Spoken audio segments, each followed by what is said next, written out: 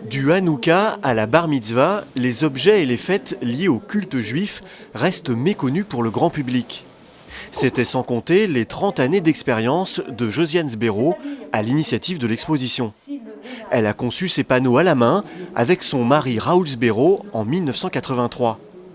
Ancienne chef d'établissement à la retraite, elle amène le visiteur à comprendre les symboles de la culture judaïque. Sur le châle de prière de cette personne, aux quatre coins, vous avez, avec des cordeaux de lin de chambre, vous avez des nœuds. Et ces nœuds, tout simplement le nombre de nœuds, indique une phrase entière. Écoute Israël, tu auras un seul Dieu. Shema Israël, Adonai Eloheinu, tout simplement. Les panneaux s'enchaînent et le visiteur prend conscience des multiples points communs entre les religions. Un élément essentiel pour Josiane Sbero, également responsable de la communauté juive d'Hermont-Aubonne. Faire comprendre à des enseignants, aussi bien qu'à des enfants, que le fait religieux concerne tout le monde, que nous sommes absolument tous identiques. Nous avons des mots différents, mais la chose religieuse est exactement la même, le respect de l'être humain. Nous devons impérativement, aujourd'hui en France, ramener les enfants à se connaître mutuellement. Nous ne pouvons pas continuer la séparation, c'est invivable. Suite aux attentats de début janvier en France, la guide s'émeut de l'engouement des classes et des universités pour l'exposition.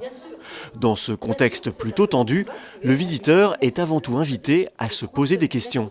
Justement, je pense que la situation est suffisamment dangereuse et tendue et c'est une bonne opportunité, moi, je pense. Chacun, dans sa religion, s'emprisonne, se tient en retrait. Or, c'est pas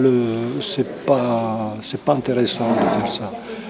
À mon avis, de montrer une exposition comme ça permet de voir qu'on a déjà des racines et des sources qui sont communes. L'exposition se termine le 25 janvier au centre communautaire de Saint-Leu-la-Forêt.